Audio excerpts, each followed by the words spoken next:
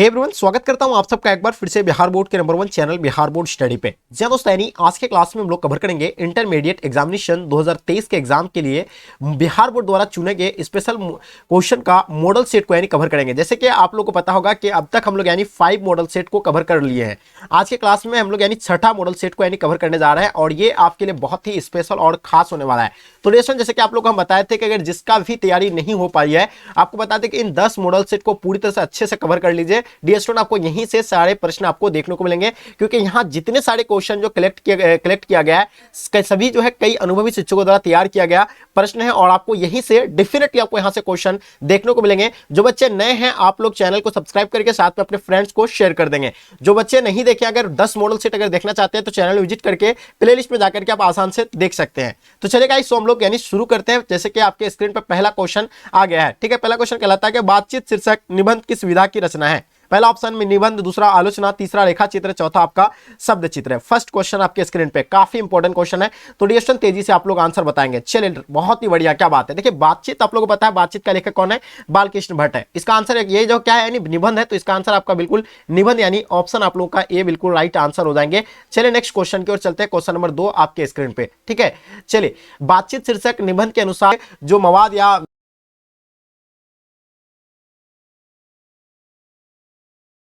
जो धुआं बनकर यानी अंदर जमा रहता है वो कैसे यहाँ निकल सकता है, तो बिल्कुल आपको डेफिनेटली पता होगा ये बातचीत के माध्यम से ही जो है ये दूर हो सकती है। तो इसका आंसर आप लोग का बातचीत के जरिए यानी ऑप्शन आप लोगों का सी बिल्कुल राइट आंसर हो जाएंगे। बहुत ही बढ़िया। चलिए नेक्स्ट क्वेश्चन आपके स्क्रीन पे। क्वेश्चन नंबर 3, उसने कहा था किस प्रकार की कहानी है। सबसे पहले फर्स्ट ऑफ ऑल आपको जानना उसने कहा था का लेखक कौन है, तो बिल्कुल आपको पता है चंद्रधर शर्मा गुलेरी है। क्या ये चरित्र प्रधान है या आगे देखिएगा इसका यानी कर्म प्रधान हो गया, आपका धर्म प्रधान या आपका वात्सल्य प्रधान। तो डियर स्टूडेंट, आपको पता है कि यानी उसने कहा था किस प्रकार की कहानी है, तो डेफिनेटली आप सब बच्चों को पता होना चाहिए। तो बिल्कुल इसका आंसर आपका परफेक्ट आंसर आ रहा है यानी कर्म प्रधान। इसका आंसर आपका ऑप्शन बी बिल्कुल राइट आंसर हो जाएंगे। चलिए, बहुत ही बढ़िया। चलिए नेक्स्ट क्वेश्चन की ओर चलते हैं। Question number 4। ठीक है, उसने कहा था कहानी में किस शहर का यानी चित्रण किया गया है? जयपुर का, लखनऊ का, अमृतसर का या चंडीगढ़ का। तो जल्दी बताइएगा किस यानी शहर का जो है इसमें चित्रण किया गया है। काफी इंपॉर्टेंट क्वेश्चन है, तो डेफिनेटली आप लोगों को पता होगा। तो देखिए, कहानी में किस शहर का चित्रण किया गया है, तो उसमें जो है अमृतसर का चित्रण किया गया है। किसका यानी अमृतसर का। तो इसका आंसर आप लोगों का अमृतसर बिल्कुल राइट आंसर हो जाएंगे। चलिए नेक्स्ट क्वेश्चन की ओर चलते हैं। क्वेश्चन नंबर 5 आपके स्क्रीन पे। ठीक है, यानी गुलेर जी की प्रमुख कहानियां के नाम बताइए। देखिए, गुलेर जी का जो प्रमुख कहानियां है, ठीक है, तो पहला आपका सुखमय जीवन है, बुद्ध का कांटा है, या आपका उसने कहा था है, या आपका यानी उपयुक्त में से सभी होगा। तो देखिए, चंद्रधर शर्मा गुलेरी जी का जो है आपको यानी बिल्कुल पता होना चाहिए, सुखमय जीवन उसी का ही है, उसका बुद्ध का कांटा उसी का ही है, उसने कहा था उसी का ही है। उसने कहा था कब शाया हुआ था? 1915 को शाया हुआ था। ये टोटल आपका इसका आंसर जो है बिल्कुल ऑप्शन डी राइट आंसर हो जाएंगे, यानी तीनों बिल्कुल राइट आंसर हो जाएंगे। ठीक है, चलिए क्वेश्चन आपके स्क्रीन पे। क्वेश्चन नंबर 6, कुरमाई का क्या अर्थ होता है? देखिए, कुरमाई का अर्थ विवाह होता है, मंगनी होता है, तिलक होता है, गोना होता है। तो सो आप लोगों को पता होना चाहिए। देखिए, कुरमाई का अर्थ क्या होता है जल्दी बताएंगे। ठीक है, तो पहला आपका विवाह ऑप्शन में, मंगनी दिया हुआ है, तिलक दिया हुआ है, गोना दिया हुआ है। सो डेफिनेटली आप लोगों को पता होगा यानी आपकी कुरमाई हो गई क्या, यानी मंगनी, इसको मंगनी कहा जाता है। ठीक है, ठीक है, क्या कहा जाता है? मंगनी या विवाह। आप लोग कमेंट करके बताइए इन दोनों में से कौन सा आंसर होगा, कमेंट करके जरूर बताइएगा। चलिए क्वेश्चन आपके स्क्रीन पे। क्वेश्चन नंबर 7, बिना फेरे घोड़ा बिगड़ता और बिना लड़े सिपाही। ये पंक्ति किस कहानी से है? तो रोज का है, ये ओ सदानेडा का है, एक लेख और पत्र का है, या उसने कहा था का है। तो बिना फेरे घोड़ा बिगड़ता और बिना लड़े सिपाही, ये पंक्ति किस कहानी का है? तो सो डियर स्टूडेंट, आप लोगों को पता होना चाहिए ये जो होगा आपका यानी उसने कहा था का होगा। तो इसका आंसर आपका उसने कहा था बिल्कुल राइट आंसर हो जाएंगे। चलिए, बहुत ही बढ़िया। क्वेश्चन आपके स्क्रीन पे। क्वेश्चन नंबर 8 नंबर क्वेश्चन आपके स्क्रीन पे। जयप्रकाश नारायण को लोग क्या कहने लगे? लोक नायक कहने लेते थे, जननायक, या आपका यानी नरनायक, या आपका यानी देश नायक। तो देखिए, जयप्रकाश नारायण का बचपन का नाम क्या था? बाबुल था। वो जो यानी प्रसिद्ध होने लगा था यानी किस नाम से? यानी लोक नायक के नाम से उसको लोग जानने लगे। तो इसका आंसर क्या हो जाएगा? लोक नायक यानी राइट आंसर हो जाएंगे। और उसको और नाम से यानी जेपी के नाम से भी वो जाने जाते थे। ठीक है, क्वेश्चन आपके स्क्रीन पे। क्वेश्चन नंबर 9, बिहार के छात्र आंदोलन का जेपी ने कब नेतृत्व किया था? तो 1964 में किया था, 1974 में किया था, 1984 में, आपको 1994 में। तो बिहार में छात्र आंदोलन का जेपी ने नेतृत्व जो किया था यानी 1974 को किया था। कब किया था? यानी 1974 को किया था। तो इसका आंसर आपका 1974 राइट आंसर हो जाएंगे। चलिए क्वेश्चन 10 आपके स्क्रीन पे। रिकंस्ट्रक्शन ऑफ इंडिया पॉलिटी पुस्तक किसने लिखी थी? महात्मा गांधी ने लिखा था, जवाहरलाल नेहरू ने लिखा था, जयप्रकाश नारायण ने लिखा था, लोकनायक तिलक ने लिखा था। देखिए, आपको पता है रिकंस्ट्रक्शन ऑफ इंडिया पॉलिटी पुस्तक के लेखक कौन है? बिल्कुल आपको 100% पता होना चाहिए।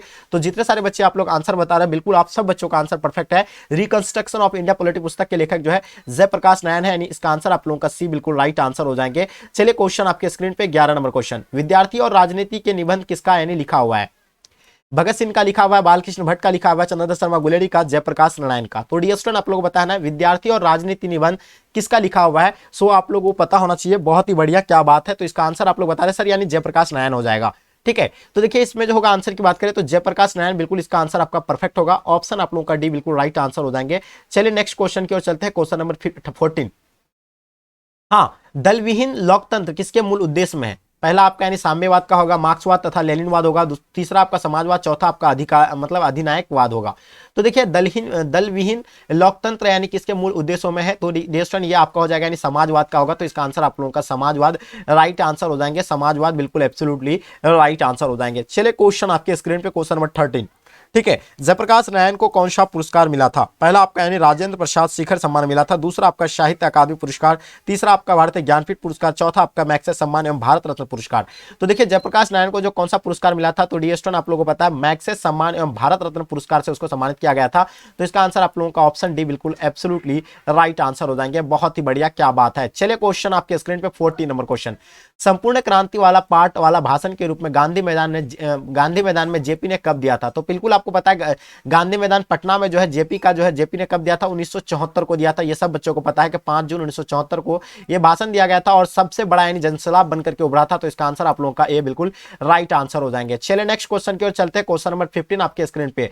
ज्ञानपीठ पुरस्कार से यानी सम्मानित रचना कौन सा, उर्वशी होगा, रेणुका होगा, कुरुक्षेत्र या इनमें से कोई नहीं। देखिए ज्ञानपीठ पुरस्कार से सम्मानित जब किया गया था यानी किसमें किया गया था, तो डिरेक्शन आपको पता होगा उर्वशी में जो है ज्ञानपीठ पुरस्कार से सम्मानित किया गया था। तो इसका आंसर आप लोगों का बिल्कुल उर्वशी राइट आंसर हो जाएंगे। चलिए क्वेश्चन आपके स्क्रीन पे, क्वेश्चन नंबर आपका 16 नंबर क्वेश्चन। युद्ध और शांति की समस्या पर लिखी गई काव्य कीर्ति जो है क्या है, यानी युद्ध और शांति की समस्या पर लिखी गई काव्य कीर्ति कुरुक्षेत्र होगा, यानी रसीमर्थी होगा, या आपका परशुराम की प्रतीक्षा होगा, इनमें से सभी होगा।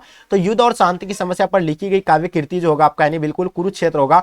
इसका आंसर सभी बच्चों को पता होना चाहिए, यानी कुरुक्षेत्र बिल्कुल एब्सोल्युटली राइट आंसर हो जाएंगे। क्वेश्चन नंबर 17 आपके स्क्रीन पे क्या कहलाता है कि अर्धनारीश्वर का यानी किस विधा से संबंध है। तो बताइए पहला आपका निबंध होगा, दूसरा आपका देखिएगा यानी कहानी, एकांकी, व्यंग्य। तो देखिए आपको बताया है कि अर्धनारीश्वर के लेखक कौन है, यानी रामवृक्ष बेनीपुरी है, जिसको जानते हैं आपको यानी रामधारी सिंह दिनकर होगा, यानी जो है राष्ट्र कवि के रूप में यानी जाना था। आप लोग जानते हैं उसको राष्ट्र कवि का उपाधि मिला है और उसका जन्म 1908 में बेगूसराय सिमरिया में हुआ है, ये लोग को पता होगा। तो इसका आंसर आप लोग का क्या हो जाएगा, यानी निबंध, यानी इसका आंसर आप लोग का ए राइट आंसर हो जाएंगे। ठीक है, नेक्स्ट क्वेश्चन की ओर चलते हैं, क्वेश्चन नंबर 18 क्वेश्चन नंबर। ठीक है, 18 नंबर क्वेश्चन क्या है, दिनकर के युग के कवि थे, यानी दिनकर यानी रामधारी सिंह दिनकर जो थे यानी किस युग के कवि थे, द्विवेदी युग के थे, छायावादी युग के थे, छायावादोत्तर युग के थे, आपका भरतेंद्र युग के थे। तो देखिए दिनकर जी रामधारी सिंह दिनकर जो थे यानी किस युग के कवि थे, ये छायावादोत्तर युग के थे। तो इसका आंसर आप लोग का सी बिल्कुल राइट आंसर हो जाएंगे। इसका जन्म वगैरह सारा चीज आपको पता हो गया। क्वेश्चन नंबर 19 देखिएगा, कामिनी तो अपने साथ शांति लाती है, खाली जगहों को भरना आपको, यानी तो यहाँ आपको यानी डेस यहाँ ऑप्शन रहता है आपको यानी इस तरह का, ठीक है, डॉट रहता।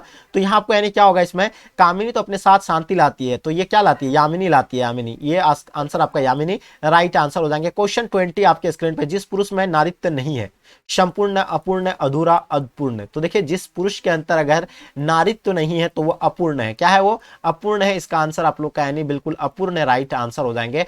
बहुत ही बढ़िया। चलिए क्वेश्चन आपके स्क्रीन पे 21, रोज शीर्षक कहानी में टीटी किसके शरीर से चिपक कर चुप हो गया था, महेश्वर का, लेखक का, मालती के, या इनमें से कोई नहीं। देखिए टीटी किसका नाम है, आपको पता है मालती के पुत्र का नाम था क्या, यानी टीटी था। ठीक है, रोज कहानी के लेखक आगे है, उसका पुत्र का नाम क्या था, टीटी था, मालती का। तो इसका मालती आपका यानी मालती के किससे यानी किसके शरीर से जाकर चिपक गया था, तो मालती के शरीर से जाकर के यानी चिपक गया था। ऑप्शन आप लोग का जो है सी बिल्कुल राइट आंसर हो जाएंगे।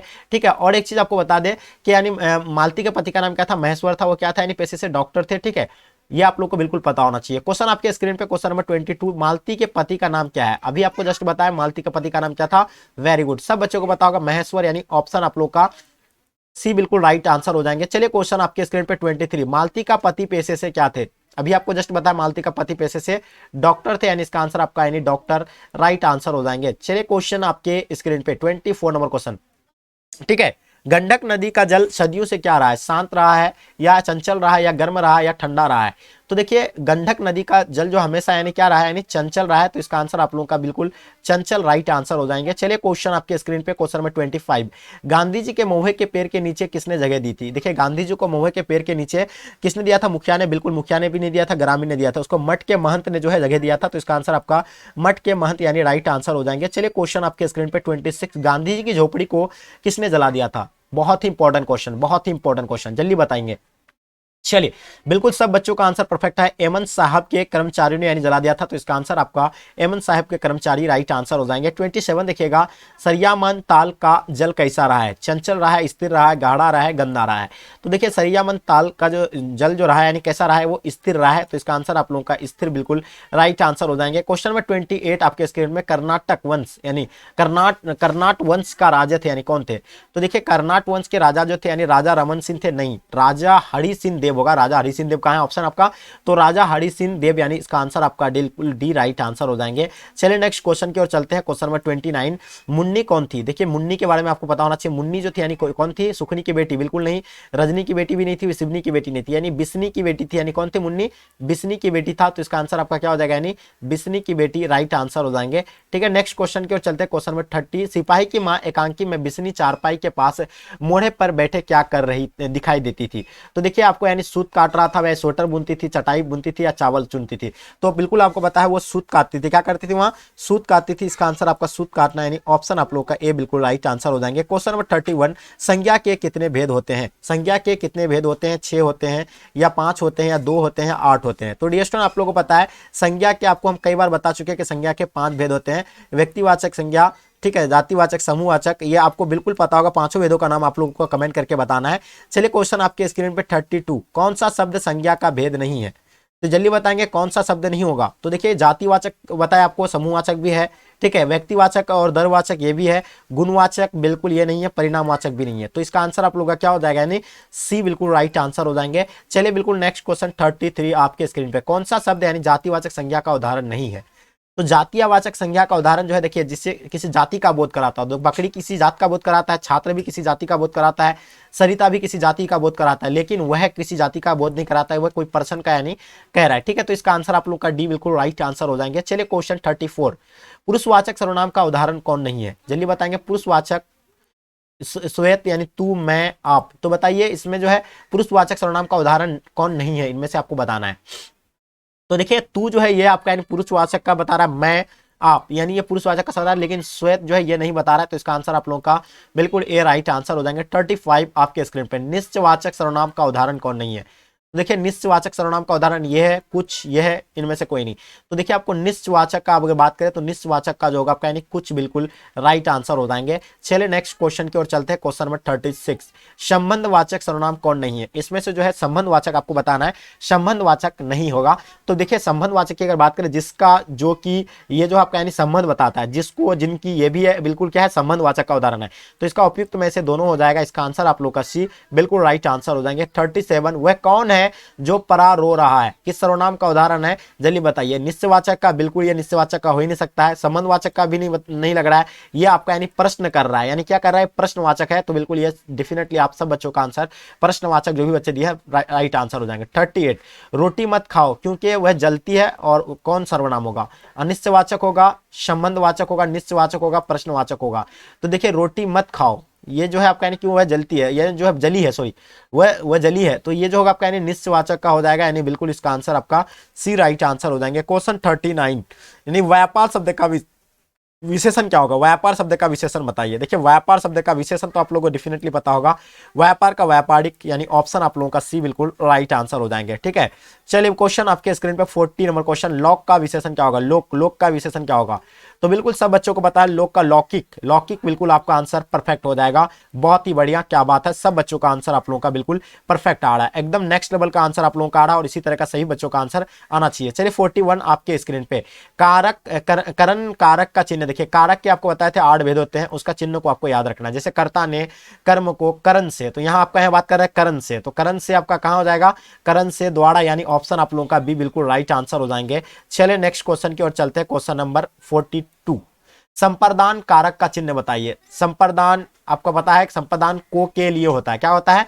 संप्रदान को के लिए होता है, तो ऑप्शन आपका यानी सी बिल्कुल राइट आंसर हो जाएंगे। सारा चिन्ह आपको याद रखना है, कर्ता ने होगा, कर्म को होगा, ये आपको याद रखना है। क्वेश्चन नंबर 43, अपादान कारक का चिन्ह। देखिए आपको यहां से कारक से 3 से 4 क्वेश्चन आपको डेफिनेटली देखने को मिलेंगे। अपादान कारक का चिन्ह बताएंगे। चलिए देखिए अपादान से, तो बिल्कुल अपादान से होगा, यानी ऑप्शन आपका डी बिल्कुल राइट आंसर हो जाएंगे। ठीक है, चलिए पेड़ से पत्ता गिरना, ये भी अपादान कारक का उदाहरण है क्योंकि से।